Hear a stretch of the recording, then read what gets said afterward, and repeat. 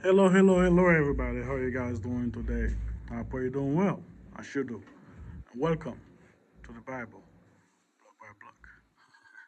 Today is the 64, Friday 64. We're gonna be reading Genesis 44 to 45.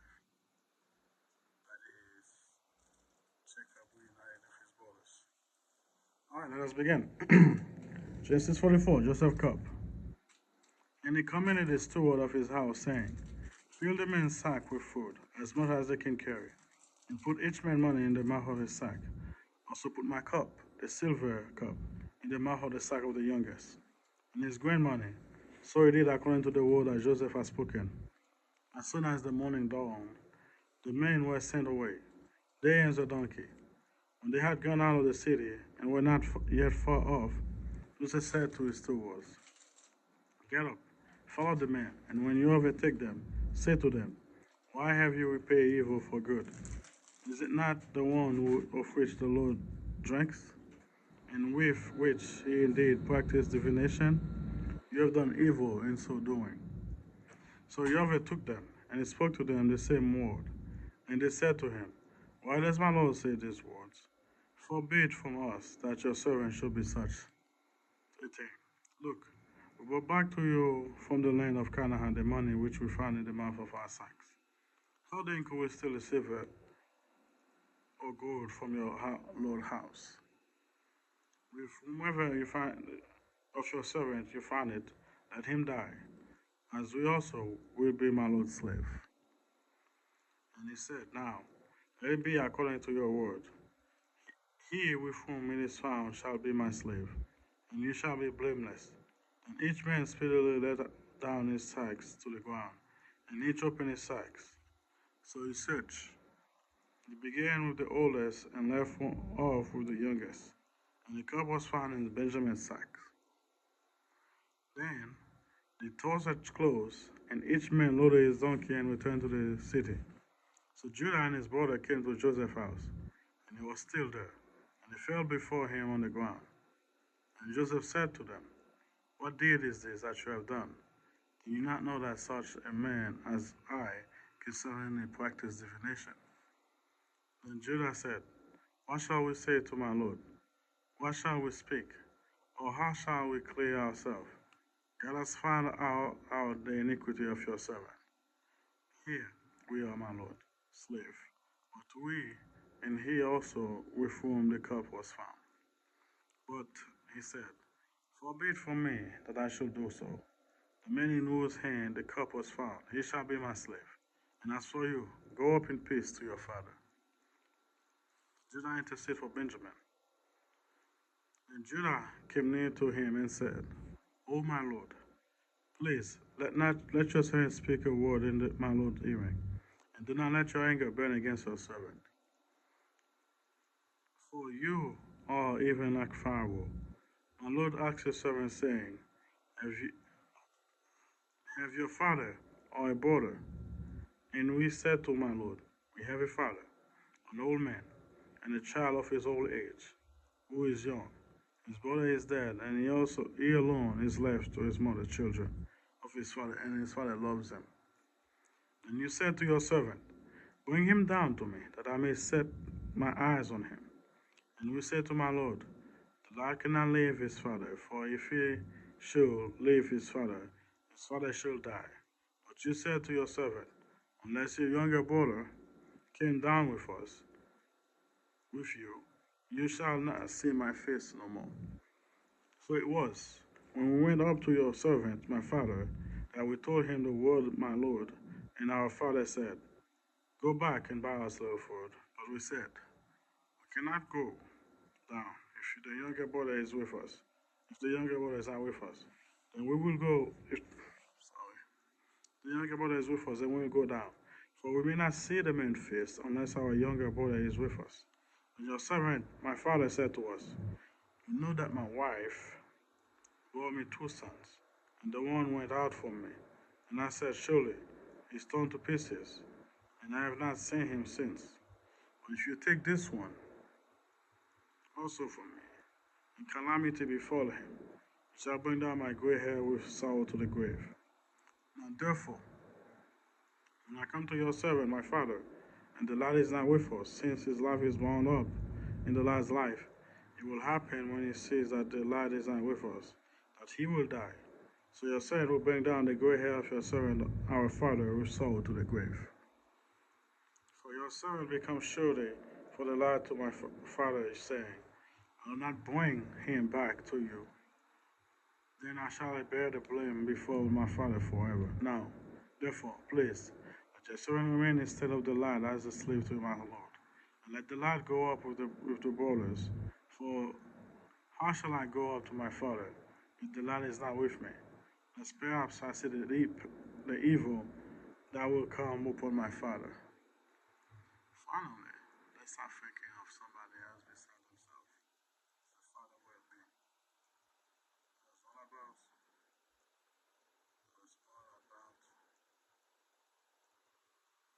himself.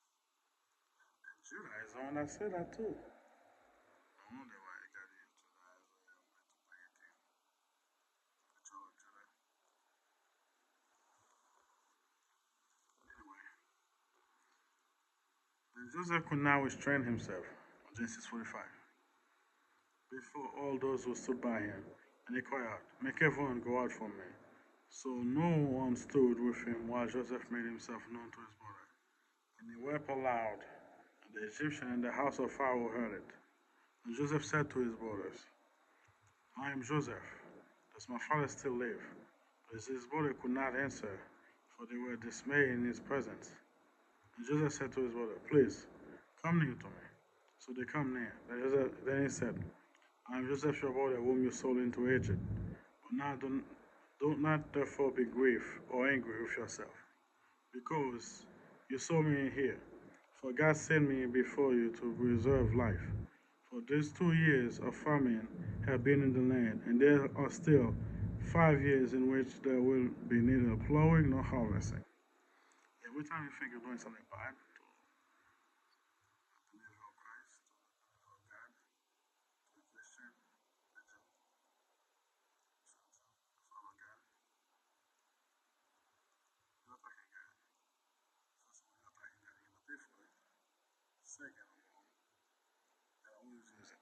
If it happen, if you get to succeed, they always use it for the better of that person. Trust me, I've been through so much. I've seen people do so much. People saying they're doing something to hurt them, but then it's fine. So not to be a blessing. Trust me on that. And God sent me before you to preserve a prosperity for you in the earth, and to save your life by a great deliverance. So now it was not you who sent me here, but God. He has made me a father to Pharaoh, and lord to all his house, and ruler throughout all the land of Egypt. Hurry, and go up to my father, and say to him, thus says your son Joseph, God has made me Lord of all Egypt. Come down to me. Do not tarry. You shall dwell in the land of Goshen, and you shall be near to me. You and your children, your flocks and your herd, and all that you have. There I will provide for you. Lest you and your household and all that you have come to poverty. For there are still 5 years of famine. And behold, your eyes and the eyes of my brothers Benjamin see that it is my mouth that speaks to you. So you shall tell my father of all my glory in Egypt, and of all that you have seen, and you shall hurry and bring my father down here. Then he fell on his brother's Benjamin's neck and wept, and Benjamin wept on his neck. Moreover, he kissed all his brothers and wept over them. And after that his brothers talked with him. Now the report of it was heard in Pharaoh's house, saying, Joseph's brothers have come. So he pleased Pharaoh and his servant well. And Pharaoh said to Joseph, say to your brother, do this, load your animals, and departed to go to the land of Canaan. Bring your father, your household, and come to me. I will give you the best of the land of Egypt, and you will eat the fat of the land.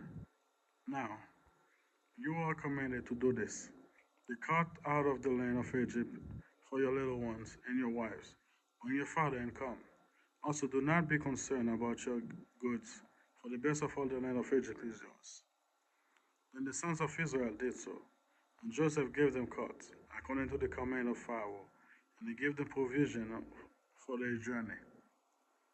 He gave to all of them, to each man, chains and garment.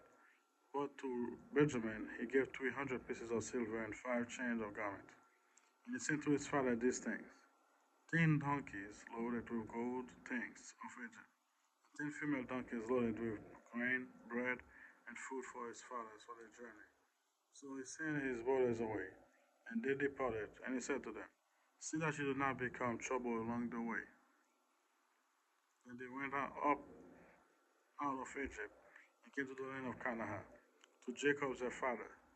And they told him, saying, Joseph is still alive, and he is the governor of all the land of Egypt. And Jacob heard, stood still, because he did not believe them, when they told him all the word which Joseph had said to them. And when he saw the cart which Joseph had sent to carry him, the spirit of Jacob their father revived. And Israel said, it is enough. Joseph my son is still alive. I will go and see him before I die. Amen. The end. Thank you guys for being here. Pray for me, I'll pray for you. I'll see you guys tomorrow.